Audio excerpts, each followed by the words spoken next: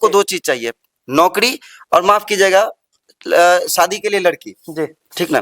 बिहार का जो अभी मतलब काले अक्षरों से इनका जो है नामांकित होगा यहाँ पे, इसका सीधा सा रीजन है लालू यादव को। हम इतने समझदार हैं, हमको समझ में आ रहा है कि नीतीश बाबू सब संभाल नहीं रहा है, तो क्या नरेंद्र मोदी जी को नहीं समझ में आ रहा जो पूरा भारत चला रहे हैं उनको? वो तो सुनने में आ रहा। जमीन तो नहीं लिखवाएंगे जैसे लालू यादव के जमाने में जमीन लिखाया जा रहा था। नमस्कार, मैं संजय कुमार, आप लोग देख रहे हैं BBW न्यूज 24। अभी मैं बैठा हूँ सीतामढ़ी जिला परिहार विधानसभा क्षेत्र कोइडिया पिपरा पंचायत है, और यहाँ पे हमारे साथ जन स्वराज के युवा अध्यक्ष है, प्रखंड अध्यक्ष है, और इनसे कुछ जानने का प्रयास करेंगे। और सबसे कम उम्र का सरपंच यहाँ कोइडिया पिपरा का है, और इनसे कुछ जानने का प्रयास करेंगे कि जो सरपंच बने इतने कम उम्र में और कैसे इनके फील हो रहा है, जन स्वराज से जुड़े हुए हैं। और सर से पहले परिचय जानेंगे। सर अपना नाम बताइए। सबसे पहले तो बहुत बहुत धन्यवाद जनाब आपका कि आप इस छोटे से गांव में कोइडिया पिपरा जो कि परिहार विधानसभा के अंतर्गत आता सीतामढ़ी जिला के, इस छोटे से गांव में आप आके ये जानने का कोशिश किया कि युवा का दर्द क्या है। तो सबसे पहले तो मैं आपको धन्यवाद देता हूं, और आपके चैनल के माध्यम से मैं बिहार के तमाम युवाओं को ये भरोसा दिलाता हूं कि आपका एक भाई लगा हुआ है, आप लोगों को भी लगना होगा। दूसरी बात यह है कि जितने भी माई बहन, जितने भी बड़े श्रेष्ठ लोग हैं, उनको प्रणाम अभिषेक कुमार सरपंच के तरफ से। और मैं वर्तमान में अभी जन स्वराज का युवा प्रखंड अध्यक्ष भी हूँ। और मैं आपको ये बताना चाहता हूँ कि जैसा कि आपने बताया कि ऑलरेडी मैं MBA के लिए, तो मैं थोड़ा आपको अपना एजुकेशन बैकग्राउंड बता देता हूँ। इसीलिए ज़रूरी है क्योंकि आजकल जो लोग हैं, कुछ लोग राजनीति में आ जा रहे हैं, लेकिन वो मतलब उनका बैकग्राउंड जो है, एजुकेशन बैकग्राउंड उतना नहीं ले पा रहे हैं। तो इसके कारण से क्या होता है, एजुकेशन ऐसे फॉर्मल एजुकेशन बहुत ज़्यादा ज़रूरी नहीं है पॉलिटिक्स के लिए, जो मेरा मानना है। पर फिर भी अगर आप एडुकेटेड है तो एटलीस्ट आपका जो धार होता है वो बना होता है। जो पढ़े लिखे में और जो मूर्ख लोग हैं एकदम, जो मतलब डिग्री जिनके पास नहीं है, जिनके पास नॉलेज नहीं है, उनके में और पढ़े लिखे में बस एक ही चीज़ का अंतर है कि वो धार लगा होता है जिससे आप कोई भी चीज काट सकते हो, और वो होता है जिसको अपना बिहारी भाषा में बोलते हैं भोंत। मंद मंद जो धार रहता है उससे कुछ कटता नहीं है। तो शिक्षा हर एक युवाओं के लिए जरूरी है। और मैं तो बस यही कहना चाहूंगा अपने सभी युवा भाइयों से कि खास करके फेसबुक, व्हाट्सएप और इंस्टा से थोड़ा टाइम निकाल के अगर आप और हम लोग अगर बिहार को नहीं बदलने की कोशिश करेंगे, तो ये बुजुर्ग लोग को हम लोग 35 साल देख चुके हैं। तो बाकी तो आप देख ही रहे हैं, आप खुद समाज के आईना है, पत्रकार को चौथा पिलर कहा जाता है। सर ये हमको समझ में नहीं आ रहा है कि सर आप MBA करके जन स्वराज से जुड़ने का सर आपका मकसद क्या है? देखिए, मैं यहाँ पे 2020 में एक्चुअली मेरे पिताजी प्रोफेसर थे, उनका देहांत हो गया 2019 में। माताश्री यहाँ पे हेड मिस्ट्रेस थी, तो उनके कारण बस मुझे यहाँ पे आना पड़ा। जब मैं यहाँ पे आया तो उससे पहले मैं HDFC, पेप्सिको और पेटीएम के लिए मैं यूपी हेड कर रहा था। तो मेरा ये मानना था कि जो माताश्री और पिताश्री ने जो संस्कार परवरिश दिया है, तो इस दुनिया में जब हम आए हैं तो कुछ तो ऐड ऑन करके जाएं। आए और चले गए, ये नहीं होना चाहिए था। तो हमने सोचा कि जो हमने समाज से लिया है, अगर हम किसी कारणवश अगर हम गांव में आ गए, बाहर मैं 14 साल रह के आया हूँ, पढ़ाई भी मेरी बाहर से है, MBA भी मेरा ग्रेटर नोएडा दिल्ली से है, NCR से, और नौकरी भी मेरी ज्यादातर यूपी और दिल्ली में और गुड़गांव में ही रही। तो मेरा ये मानना था, जब वहाँ पे लोग मुझे बोलते थे कि भाई आप बात करने से तो लगते नहीं हो कि आप बिहारी हो, तो मैं बस यही चीज बोलता था कि मैं अंदर से खुश नहीं होता था, कहीं ना कहीं मतलब एक टिस सी लगती थी कि ये बिहारी का सर नाम लिए तो हमको लगता है बिहार से अपन जब बाहर निकलते, कोई भी स्टेट में निकलते, तो वहाँ अगर थोड़ा बहुत किसी का हुलिया अगर पता चल रहा तो सीधे बिहारी ही बोलते हैं। वो समय दुख एगो आपको ही नहीं, जो भी यहाँ से जाते हैं, जो एजुकेटेड बंदा है उनको सबसे ज्यादा दुख होता है। लेबर क्लास को उतना फर्क नहीं पड़ता, लेकिन एजुकेटेड बंदा का बहुत दुख होता है। उस दुख के हम भी थोड़ा सामना किए हैं। देखिए, इसके पीछे का कारण आप इसका क्रोनोलॉजी समझिए। क्रोनोलॉजी ये है कि जो आप देखिए 2-3 तरह के प्लान हो रहे हैं यहाँ से। एक तो आप समझ ही रहे, एक तो बुद्धि का प्लान हो रहा है, दूसरा आपका पैसा का प्लान हो रहा है, और तीसरा आपका शरीर का प्लान हो रहा है। जो बुद्धि का प्लान हो रहा है वो प्राइवेट नौकरी में जाके जो कुछ अच्छे लोग बन जा रहे हैं, तो लोग बोलते हैं कि बिहार के कुछ लोग अच्छे हो गए। लेकिन जो मेजोरिटी पार्ट है, जो आपका 50% से 70% तक का जो माइग्रेशन हो रहा है बिहार से, वो लेबर क्लास में हो रहे हैं, और 10 to 15% का आपका स्टूडेंट में है, जो कि पढ़ने के लिए जाते हैं। और खास करके लेबर क्लास तो वापस आ भी जाते हैं बुढ़ापा में, जब उनका शरीर नहीं सकता है, 50 साल 55 साल 60 साल के जब हो जाते हैं, तब वो वापस आ जाते हैं। और वो तब तक क्या होता है ना कि नई पीढ़ी को उनकी माँ तैयार करके रखी रहती हैं भेजने के लिए। तो हम लोग क्या हो गए हुए हैं ना कि फैक्ट्री हो गए हुए हैं, और युवा जो है वो युवा का जिंदगी युवा का रहा नहीं। अगर आप एक छोटा सा एक सवाल आप लेके समझ के देखो, बिहार में 2 चीजों की बहुत ज्यादा जरूरत है। एक पैसे नौकरी की, बिल्कुल बिल्कुल युवाओं के लिए, युवाओं को जी। 2 चीज़ चाहिए, नौकरी और माफ़ कीजिएगा शादी के लिए लड़की। जी ठीक ना? बिहार का जो अभी का जो प्रचलन है, शादी के लिए लड़की की जो अनुपात है बहुत ज़्यादा कम हो गया। अगर आप जी। नया डेटा देखेंगे, 9:40 के आसपास में है 1000 के। नहीं 950 के आसपास में पहले था, जहाँ तक अभी 9:40 मेरी जानकारी है, जी। वो 900 से भी नीचे आ चुका है। हो सकता लिंग है। अनुपात जो है महिला का, तो एक तो नौकरी आप नहीं दे रहे हैं, दूसरी बात में लड़की का अनुपात आपका बिहार में घट रहा है। लिंग रेशियो जो है वो कम होता हुआ जा रहा है। तीसरी बात में आप बिहार को उड़ता बिहार बनाने जा रहे हो। आपने जो 2016 में बंदी की, जी। जो लागू किया, वो पूर्ण रूप से बंद है कहाँ? दारू तो अभी फ़ोन कीजिएगा। आप कहीं से भी होम डिलीवरी के लिए फ़ोन कर सकते हैं। आपको विदिन, जैसे आपको दिल्ली और एनसीआर वगैरह मेट्रो सिटी में आपका पिज़्ज़ा डिलीवरी होता है 30 जी। मिनट्स, वैसे दारू वैसे यहाँ 30 मिनट्स में पिज़्ज़ा से भी तेज़ यहाँ पे तो दारू डिलीवरी हो रहा है। और वो बस यही अंतर रह गया है कि आप अब गरीब कैसे गरीब होता हुआ जा रहा है, सो समझिए। जो पीने वाले हैं वो तो पी ही रहे हैं लेके कहीं न कहीं से। जी। जो 100-200 रुपए का दारू था, वो दारू हो गया अब 400 का। जी बिल्कुल। तो वो अलग आर्थिक नुकसान झेलना पड़ रहा है। आप नेपाल का, मैं जहाँ तक मैं आपको बताया कि मेरा पंचायत आखिरी 12 जो गाँव है वो इंडिया का बॉर्डर गाँव है। आप अगर देखेंगे आज से 7-10 साल पहले, तो नेपाल बॉर्डर पे जितने भी गाँव थे वो काफ़ी गरीब गाँव थे। आज अगर आप जाके देखेंगे तो वो वाला स्थिति हमारे ये कॉर्नर में जितने भी जो हमारे सटे हुए हैं, बिहार के जितने भी गांव सटे हुए हैं नेपाल से, यूपी से, या आपका क्या बोलते हैं कि झारखंड से सटे हुए हैं, बंगाल से, जितने भी रूट में सटे हुए हैं, वो सारा का परिवेश आप जाके परिदृश्य एक बारी देखिए। वहां आपको तरक्की दिखेगा, यहाँ आपको 20 से 22 हजार करोड़ रुपए का सालाना नुकसान दिखेगा आपको। शिक्षा व्यवस्था में क्या किया है, अब बताइए। युवा को चाहिए, अब आपको मतलब कमाई का बता दिया, शादी का बता दिया, अब आ जाइए शिक्षा पे। शिक्षा का क्या स्थिति है अभी आप देख के चलिए। शिक्षा में आप अगर आप देखना चाहते हैं तो जाके एक बार मिडिल स्कूल या हाई स्कूल या कॉलेज कहीं पे भी आप जाके देख लीजिए। क्योंकि जैसा कि मैंने आपको बताया कि मेरी माताश्री खुद एडमिनिस्ट्रेटर रही हैं, पिताश्री मेरे प्रोफेसर रहे हैं, दादाश्री टीचर ट्रेनिंग कॉलेज के प्रिंसिपल हैं, तो एडुकेशन बैकग्राउंड है। तो हम ये चीज और किसी से ज्यादा बेहतर समझ और बता सकते हैं आपको कि एडुकेशन व्यवस्था में लूप होल कहाँ पे है। एक्चुअली जो है यहाँ पे हर एक स्टूडेंट को, ये सरकार की कोशिश रही है कि स्कूल हर एक गांव में नजदीक बना दिया जाए। अच्छा सर, स्कूल की बात की हम 1 मिनट यहाँ होल्ड करेंगे। अभी जितना सर स्कूल देखते हैं, मिडिल स्कूल हो हाई स्कूल हो, क्या लगता है मिडिल स्कूल में जो जितना खुल रहा है, जितना टीचर है, उस हिसाब से उसमें बच्चे हैं?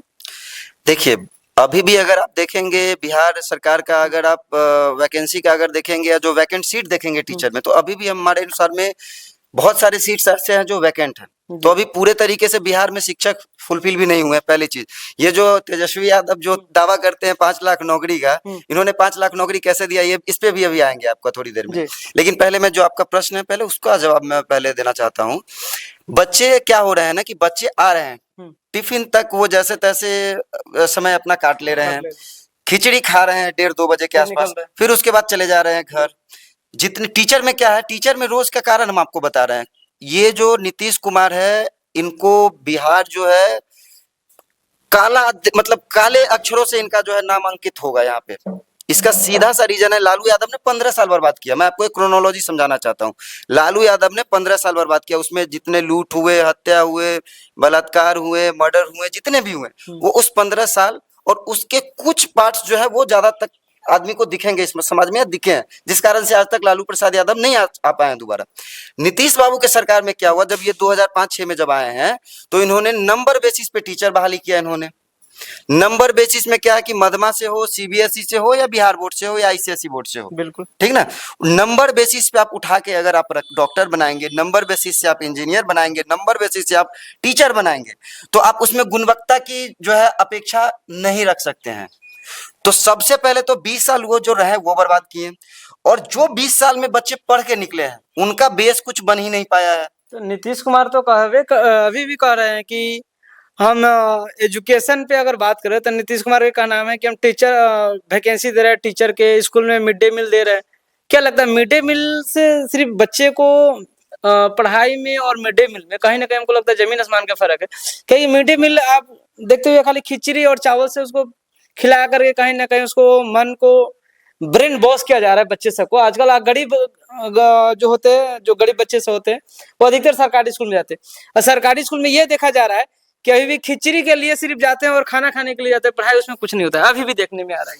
देखिए, इसका अगर आप मूल जड़ में अगर आप जाके देखेंगे तो दिक्कत कहाँ पे ये समझिए, फैक्ट्री हमारे यहाँ है नहीं, पूंजी हमारे यहाँ चला जा रहा है, आप सीडीआर रेशियो देख रहे होंगे, 2-2.5 लाख करोड़ रुपए सालाना आपका चला जा रहा है बाहर। पूंजी है नहीं, फैक्ट्री है नहीं। अगर बच्चे जो पढ़ लिए हैं, अगर आप समझ के देखिए, अगर सरकार सबको पढ़ने की व्यवस्था सही तरीके से दे दे, आज का अगर आप रेशियो देखेंगे तो दलित में 12 से ऊपर पढ़ने वालों की संख्या 3 से 5%, बिल्कुल ईबीसी में 12 से ऊपर पढ़ने वालों की संख्या 7 से 10%, ओबीसी में पढ़ने वाले की संख्या आपका है 15 से 25%, और स्वर्ण में बोलते अगर आप लेके चले तो उसमें भी अगर आप लेके चले तो 40%, उससे नीचे ही है। ग्रेजुएशन में करेंगे तो और ज्यादा आपको कम दिखाई देगा। तो जब इतने कम पढ़े लिखे बच्चे जब 12th पास हो रहे हैं, तब तो सरकार पे इतना दबाव है, आप समझ के देखिए। तो सरकार अगर सबको सही शिक्षा देगी, जैसे हमको शिक्षा मिला है तो हम आवाज उठा रहे हैं, अगर दूसरे युवा को भी शिक्षा मिलेगा तो वो भी आवाज उठाएगा। तो अभी जो 7% 10% का आवाज सुनना पड़ रहा है सरकार को, वो 80 से 90% युवा का सुनना पड़ेगा। आपको लगता है बिहार में होगा ऐसा? बिहार में होगा ऐसा। कब? जब जन स्वराज की हमारी सरकार आएगी।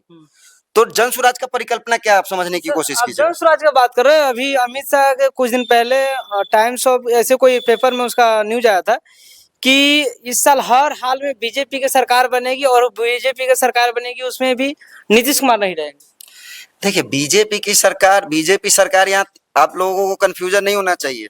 बीजेपी सरकार यहाँ 3 बारी से बनाना चाह रही है। अच्छा। लेकिन बीजेपी सरकार तब तक नहीं बनाएगी जो उन्होंने नवीन पटनायक के साथ किया था उड़ीसा में। ठीक है।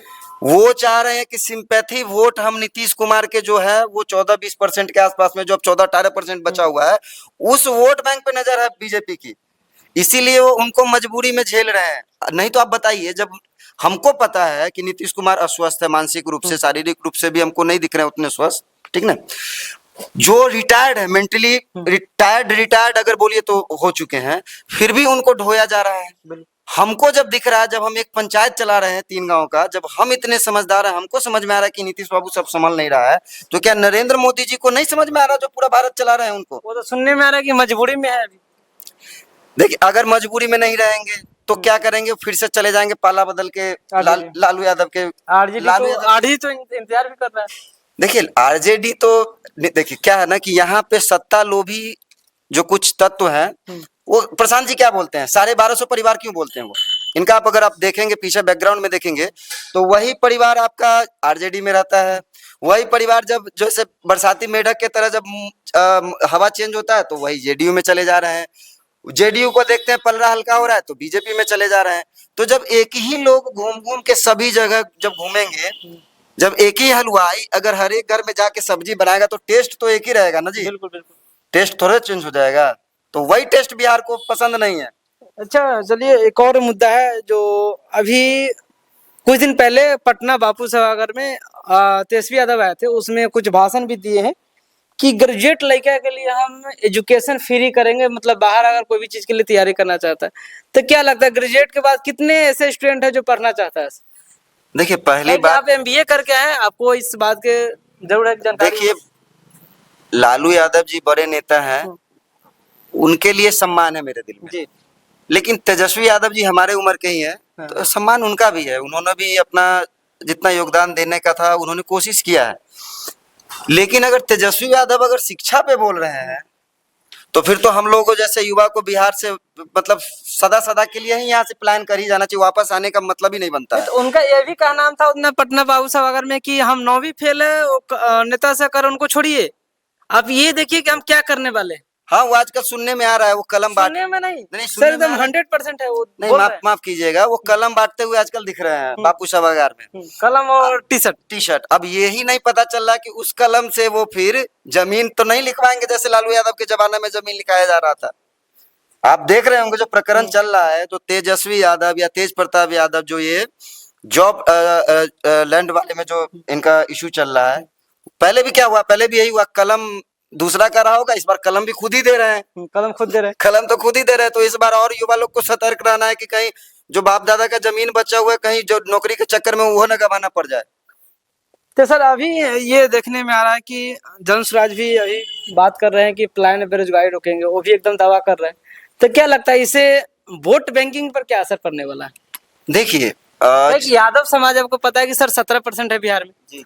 हमको लगता है यादव समाज अधिकतर यादव के ही पक्ष में रहते हैं। आप देखे हो ये आज? नहीं, ये मैं इस बात से आपके इत्तेफाक रखता हूँ। अच्छा। मेरा मानना क्या है, आप समझ के चलिए, लालू यादव जी 1990 के आसपास जो उन्होंने जेपी मूवमेंट से जो उन्होंने अपना माइलेज लिया, पॉलिटिकल माइलेज, उसके बाद क्या हुआ, उन्होंने पहले वो गरीबों के नेता रहे और गरीबों को आवाज दिया। कुछ लोग रहे होंगे पूर्व में जाके जिन्होंने गरीबों के साथ, या जिनमें आप दलित बोल सकते हैं, या हर एक जाति में। देखिए एक सिंपल सा रूल है, ये चाहे जंगल हो चाहे दुनिया, जो भी पावर में रहता है वो अपने से नीचे वाले को दबाने की कोशिश करता है, ठीक ना। तो ये हायरार्की पहले भी रही होंगी, तो उनको बेस बना के इन्होंने गरीब तबके के लोगों को, हरिजन को, ईबीसी, ओबीसी और भी सभी लोगों को, जो स्वर्ण जाति में भी जो कमजोर थे या जो भी थे, उनको उन्होंने आवाज देने की कोशिश की। लेकिन सिर्फ आवाज दे देने से, अगर गाड़ी में सिर्फ मैं आपको हॉर्न लगवा दूं तो इससे आप कहीं पहुंचेंगे नहीं, उसमें पेट्रोल डालना होता है। तो उन्होंने हॉर्न लगवाया गाड़ी में, मतलब बिहार में हॉर्न तो लगवाया, लेकिन वो उसमें पेट्रोल डालना भूल गए, तो ये माइलेज तो दिया ही नहीं कहीं। जहां पे बस वो आवाज बोल के रह गए, वो विद्वेष फैला गया पूरा बिहार में। आज अगर आप पूरे बिहार का अगर सिनेरियो आप लेके देखते हैं, तो जो 70 से 75% के आसपास में जो वेल्थ है वो है स्वर्णों के पास। बिल्कुल। आबादी है 85% के आसपास में आपका है अल्पसंख्यक और ओबीसी, ईबीसी, एससी और एसटी के पास। और इन नेताओं ने क्या बना के रख दिया है जो जाति में करते हैं, कि इन दोनों को मिलने ही नहीं दे रहे हैं। तो वेल्थ को और मानव को, दोनों को अलग करके रखे, प्रोग्रेस होगा कैसे। मैं एमबीए करके आया हूं, मैं जानता हूं कि कोई भी बिजनेस में अपना शरीर और पैसा आप लगाएंगे तो प्रॉफिट आएगा, सिंपल सा रूल है। इसमें शरीर को अलग करके रखा है, मतलब स्वर्ण को अलग करके रखा है, अदर्स जितने हैं उनको अलग करके रखा है, और स्वर्ण को अलग करके रखा, तो मतलब शरीर अलग करके रखा, पैसा अलग करके रखा। तो ये राजनीतिक, ये अलग, और ये सोचते हैं कि ये चलता रहे। अगर ये नहीं चलेगा, बच्चे नशाखोरी में नहीं जाएंगे, सब पढ़ लिख लेंगे, तो फिर इनका बात सुनेंगे कौन? 9वीं फेल का बात कौन सुनेगा, बताइए। 9वीं फेल का सर अभी भी बापू साहब अगर हम देखें, जहां तक वो हम बतला रहे हैं कि मुस्लिम और यादव अभी भी कह रहे हैं कि नहीं हम जन स्वराज को बतला रहे हैं, आरजेडी को ही वोट देंगे। जन स्वराज पे हमको लगता है कि बहुत कम ऐसे मुस्लिम और ये यादव जनसंख्या जो है वो बहुत कम ट्रस्ट कर रहा है। क्या लगता है आपको क्षेत्र में? नहीं, देखिए मैं आपको बताना चाहता हूं, अगर आप अपने सीतामढ़ी जिला को ही अगर देख ले, तो जन स्वराज ने यादव युवा अध्यक्ष ही दिया है। तो अगर यादव नहीं होते, अगर आपको परिहार का विधानसभा का मैं आपको बता दूं, तो परिहार विधानसभा के अध्यक्ष अमानुल्लाह जी निराले मुखिया जी है, वो भी मुस्लिम जाति से आते हैं, अल्पसंख्यक जाति से आते हैं। तो हमारे जिला के जो युवा अध्यक्ष है वो आपको बता दिया मैंने, यादव है। जो मेरे प्रखंड जिसमें मैं अभी काम कर रहा हूँ, मैं युवा अध्यक्ष हूँ, और मेरे परिहार प्रखंड के जन स्वराज के अध्यक्ष अमानुल्लाह जी हैं। अच्छा, मुस्लिम से आते हैं। तो अब आप ही सोचिए कि अगर हमारे साथ मुस्लिम और यादव नहीं है, तो फिर ये दोनों कौन है, पता कीजिए आप। वो तो ठीक है, लेकिन अधिकतर हमको देखने में आ रहा है, सुनने में आ रहा है, कुछ नेता से बतला रहे हैं, अभी आरजेडी के नेता बतला रहे हैं अभी कि मुस्लिम और यादव हमारे साथ है अभी। देखिए आपको मैं बताना चाहूंगा, जहाँ पे अभी आप, जब हम लोग इंटरव्यू कर रहे हैं, यहाँ से अगर आप थोड़ी दूर पे जाएंगे तो यहाँ पे बहुसंख्यक में मुस्लिम मतदाता है। यहाँ से 50 मीटर के दूरी पे मतलब बहुसंख्यक में है अल्पसंख्यक मतदाता, और हम भी यहीं से नेता है। हमारा विचार और जन स्वराज का विचार एक ही है। मैं 2020-21 में पॉलिटिक्स में आया हूँ, और 2022 में मई महीने से युवा संवाद के द्वारा जन स्वराज से जुड़ा हुआ हूँ। और मैं इसी उद्देश्य से जुड़ा हूँ कि मैं गिलहरी के तरह, जैसे रामायण में जब राम सेतु बन रहा था, तो गिलहरी कम से कम अपना एक कंकर भी उठा के दिए, तो उनका आज कम से कम इतिहास में नाम है। तो मैं चाहता हूँ कि मेरा जितना औकात है, मैं जितना बुद्धि है मेरे पास, जितना क्षमता है, जितना शरीर में भगवान ने शक्ति दी है, वो सारा शक्ति पहले मैं अपना कोइरिया पिपरा पंचायत, फिर परिहार प्रखंड, और फिर बिहार के तरफ देखने की कोशिश कर रहा हूँ कि मैं सुधार दूं। अगर मैं जहाँ कहूँ मैं उसको नहीं सुधार पाऊंगा, मैं पिपरा नहीं सुधार पाऊंगा, परिहार, बिहार नहीं, तो मैं दुनिया को सुधार कैसे सकता हूँ। हर एक युवा से मेरी यही रिक्वेस्ट है कि कृपया करके एक बार फेसबुक, व्हाट्सएप और इंस्टा से 2-1 घंटे निकाल के बदलाव की तरफ आइए, जन स्वराज से जुड़िए, और एक बार देखिए कि ये नशा ज्यादा अच्छा है वो वाले नशा, सूखे नशे से, जो नीतीश कुमार के चक्कर में आप लोग लेके बैठे हैं। सर परिहार विधानसभा को क्या मैसेज देना चाहिएगा सब जन स्वराज की तरफ से आप? परिहार विधानसभा को हम एक ही चीज मैसेज देना चाहेंगे कि आपने बीजेपी की सरकार देख ली, आरजेडी की देख ली, आरजेडी की सरकार, जेडीयू की सरकार आपने देख ली, तीनों सरकार आपने देख ली। आप ही लोग तय कीजिए। मैं कुछ प्रश्न आप लोगों के लिए छोड़ना चाहता हूँ। आप मुझे ये परिहार विधानसभा की जनता बस मुझे ये चीज बता दे कि दाखिल खारिज आराम से हो रहा है क्या? आधार कार्ड में चेंजेस में पैसे नहीं लग रहे हैं क्या?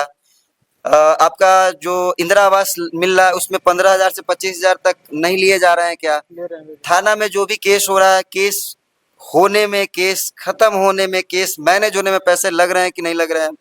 ब्लॉक में आप दाखिल खारिज के लिए जा रहे हैं तो आपको पैसा देना पड़ रहा है कि नहीं पड़ रहा है? जाति उन्माद फैला के इन्होंने रखा हुआ है कि नहीं रखा हुआ है? युवा सूखा नशा जो बॉर्डर एरिया होने के कारण हर एक गांव में कम से कम 10 वेंडर खुल गए हैं कि नहीं खुल गए हैं? अवैध हथियार का संख्या हमारे इलाका में बढ़ा है कि नहीं बढ़ा है? रोड जो भी है हमारा जो मेन में है वो बन गया, लेकिन बहुत सारे ऐसे रोड है। एक रोड में ऐसा बनवाया हो जो स्कूल जो है मेरा 12 मई पंचायत में है, 70-75 साल से आजादी के बाद तक आज तक स्कूल नहीं था, मतलब रोड नहीं था वहां पे, माफ कीजिएगा, अभी रोड बनवा के आए। तो ये सरकार क्या देख रही है? और आप जो कुछ लोग बोल रहे हैं कि नीतीश सरकार में प्रगति हुआ है, तो माफ कीजिएगा हम इस चीज से भी इत्तेफाक रखते हैं। नीतीश आप जो है ना, सतत प्रक्रिया है, डेवलपमेंट एक सतत प्रक्रिया है। अगर जिसको आप इवोल्यूशन बोलते हैं, मानव तो कुछ नहीं किया खुद को बदलने में के लिए, लेकिन एक समय के साथ में 2%, 4%, 3% विकास होता रहेगा। वो नीतीश कुमार मुख्यमंत्री रहे, प्रशांत कुमार किशोर रहे मुख्यमंत्री, लालू यादव रहे, मैं बन जाऊं, मैं हाइपोथेटिकली आपको बोल रहा हूं, कोई भी लोग अगर मुख्यमंत्री बने या कोई भी मुख्यमंत्री बिहार के ना रहे, अगर गवर्नमेंट शासन भी आ जाता है उसमें भी आपका कुछ ना कुछ परसेंट का आपका ग्रोथ होता रहेगा। तो ये जो ग्रोथ आपको रोड और बिजली में दिख रही है, ये नीतीश कुमार की देन नहीं है, ये सतत प्रक्रिया है जो कि इन्वायरमेंट जिसको आप एवोल्यूशन बोल सकते हैं, टाइम एवोल्यूशन के साथ में ये हम लोग को मिला है। चलिए ठीक है, और मेरा नाम हुआ संजय कुमार। आप लोग BBW न्यूज़ 24 से जुड़े रहिए। यूट्यूब, फेसबुक और इंस्टाग्राम पे फॉलो कीजिए, आगे का अपडेट और दिया जाएगा।